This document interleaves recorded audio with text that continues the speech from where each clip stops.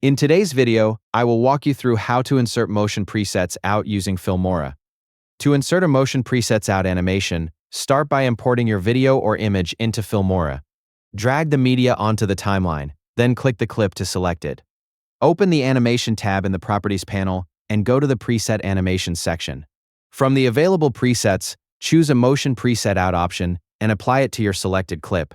This will set the exit animation for your video or image. After applying the animation, adjust the duration by dragging the slider or entering a specific time value. Increase the duration for a slower exit or reduce it for a quicker effect until you're satisfied with the timing. A motion preset out animation is commonly used when you want a clip to leave the screen with a predefined motion style. It helps create smooth and consistent exit transitions across your project.